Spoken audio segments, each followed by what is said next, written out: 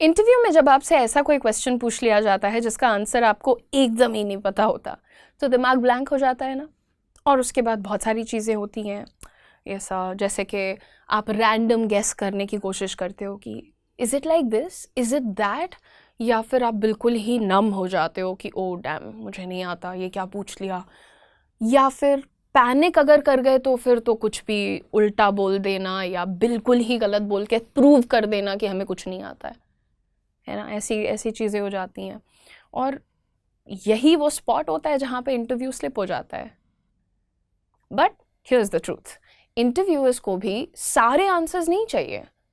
उन्हें ये देखना होता है कि आप एक अननोन सिचुएशन को हैंडल कैसे करते हो। एंड ऑल्सो रिमेंबर कि तुम कोई रोबोट नहीं हो, तुम एआई नहीं हो, तुम एक रियल ह्यूमन हो। बहुत सारी चीज़ें पता रहती हैं फिर भी दिमाग से स्लिप हो जाती हैं, तो इट्स ओके अगर आपको कुछ चीज़ें नहीं आती हैं तो, या एक आधा दो चीज़ें नहीं आती तो दैट्स कम्प्लीटली फाइन। देखिए 2026 का जो हायरिंग ट्रेंड है वो क्या कह रहा है। सबसे पहली चीज़ कि companies are shifting from right answer to right thinking process. अभी अगर आप देखेंगे ना तो जैसे पहले ये होता था, किसी ने पूछा कि 2+3+1 कितना होता है, तो वो बंदा बता देगा कि जी फलाना होता है, बट आप 6 बताओ, 7 बताओ, 8 बताओ, आपकी मर्जी है। लेकिन मान लो आपको नहीं पता कि जी 6 होता है या 7 होता है, बट आपने ये कहा कि 2 लिखेंगे, उसके बगल प्लस का साइन लगाएंगे, फिर 3 लिखेंगे, फिर प्लस का साइन लगाएंगे, फिर 1 लिखेंगे और आंसर निकाल देंगे। तो आपने क्या देखा यहाँ पर? मैं कहना क्या चाह रही हूँ कि प्रोसेस आ रहा है, तुम्हारी थिंकिंग सही है तो तुम आंसर भी निकाल ही लोगे। तो आज के डेट में ना एग्जैक्ट आंसर्स के लिए बहुत सारा एआई अवेलेबल है, वो दे देगा।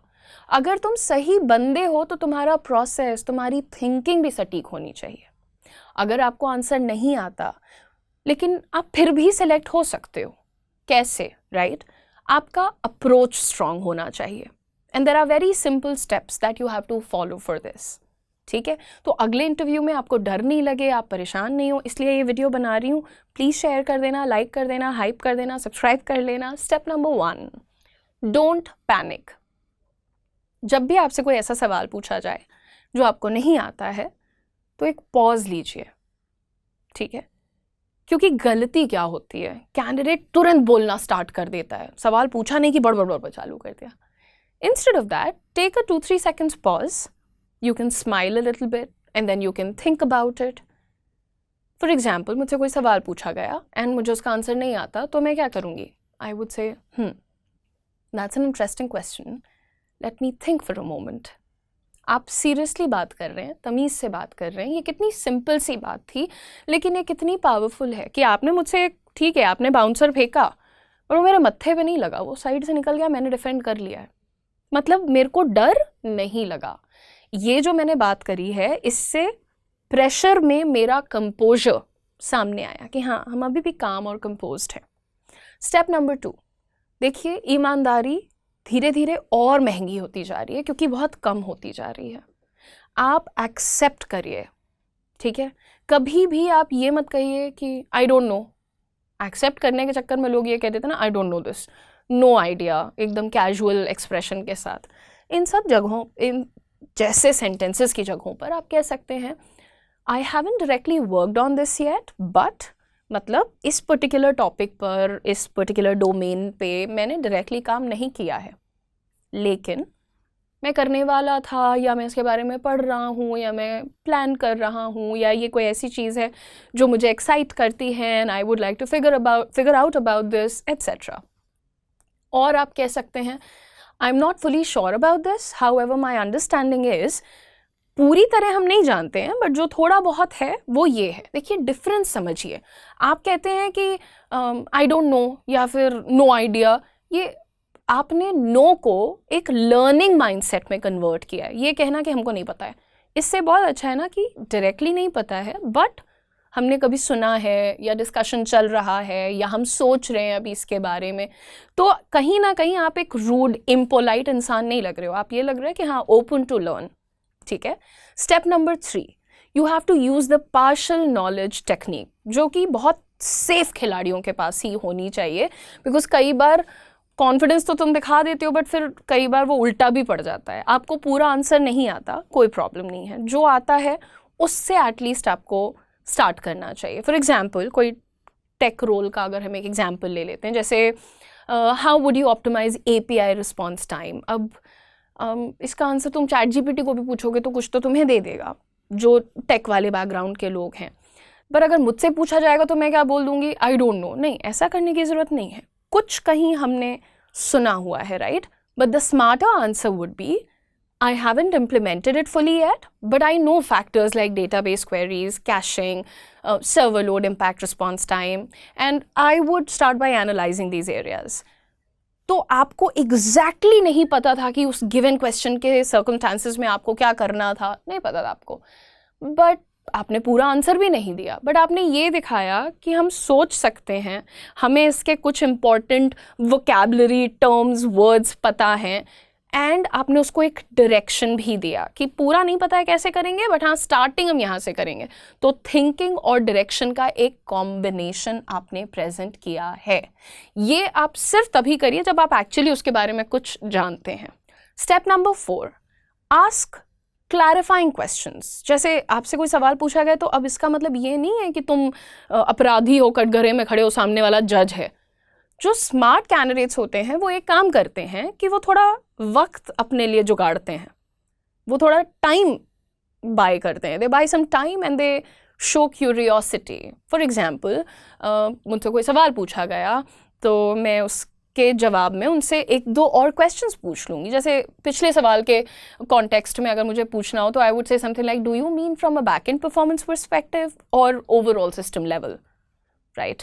अब बहुत बेसिक सी चीज़ थी, हमको एक स्पेसिफिक कैटेगरी के हिसाब से आंसर देना है या ब्लैंकेट टर्म में आंसर देना है, हमने एक सवाल पूछ लिया उनसे। अब इससे हुआ क्या, आपको टाइम मिलता है, इंटरव्यूअर को लगता है कि ये बंदा जवाब पे कूदने से पहले थोड़ा सोचता है, तो अगेन ये आपको एक बहुत पॉजिटिव लाइट में रख देता है। Step number 5, redirect to what you know. आप वापस उनको लेकर के जाइए जहां आपकी नॉलेज है। अगर question totally out of syllabus है तो बहुत हल्का सा उसको घुमा लो। जैसे अगर मैं आपको BFSI वाले पॉइंट ऑफ व्यू से कोई क्वेश्चन देती हूँ कि what's your view on derivative risk modelling, अब ये जब तक तुम बैंकिंग की क्लास नहीं करते हो तब तक तुम्हें नहीं पता चलता है। बट एक स्मार्ट कैंडिडेट क्या करेगा कि वो उनको उन टॉपिक्स पर लेकर के जाएगा जो उसको आते हैं। तो इस सवाल के जवाब में कह सकते हैं कि I haven't explored derivative modelling in depth yet, but I have studied risk management basics like credit and market risk. Based on that, I understand how financial exposure is evaluated.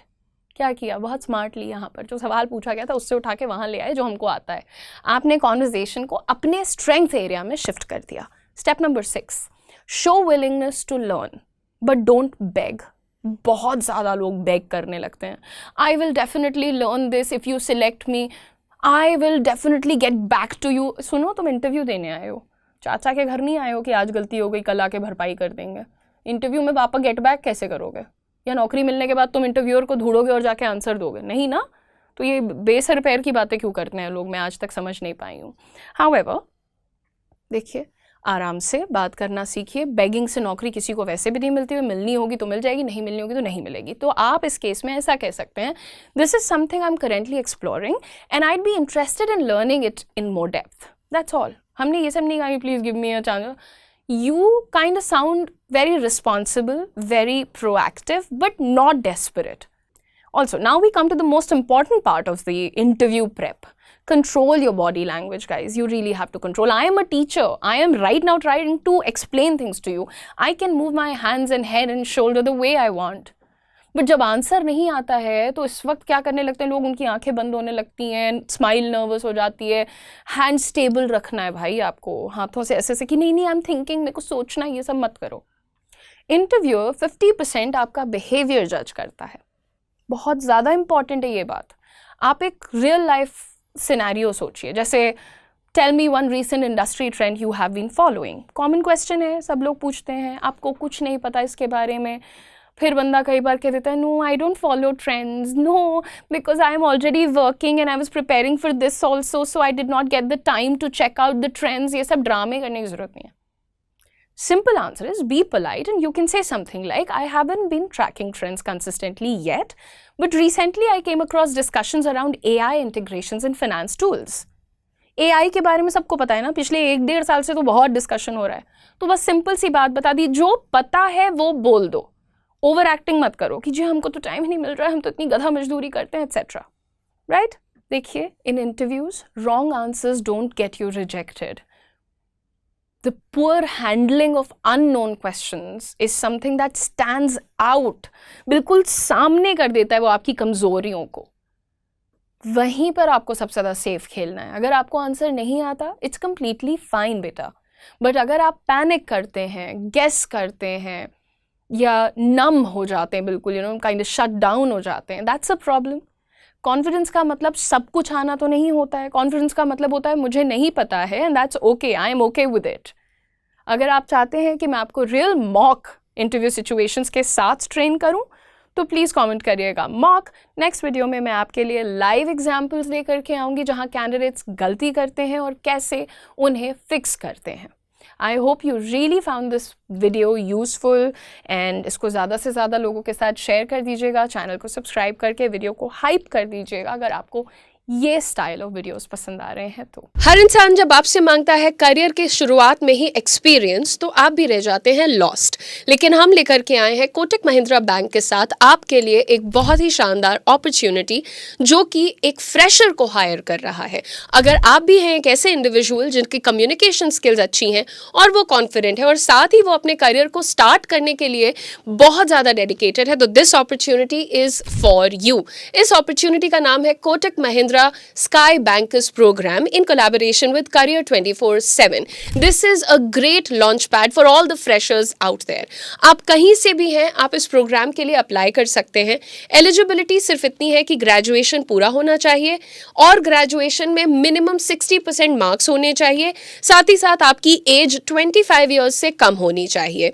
इस प्रोग्राम को specially design किया गया है उन youngsters के लिए जो कि अपने करियर को बैंकिंग में बूस्ट करना चाहते हैं. यहाँ पर आपको मिलेगी स्ट्रक्चर्ड 45 डेज ट्रेनिंग और उसके बाद गारंटीड जॉब. ये जॉब आपको करने के लिए मुंबई में जाना पड़ेगा, वहीं रहना पड़ेगा. तो मैं पहले ही क्लियर कर देना चाहती हूँ, अगर आप रेडी हैं to leave the comforts of your home town and move to a big city like Mumbai, then this is your opportunity. Starting salary है 3.5 lakhs per annum plus performance based incentives. और आपको बताते चलें कि इस प्रोग्राम की भी एक फीस है 50,000 रुपीज़ प्लस GST.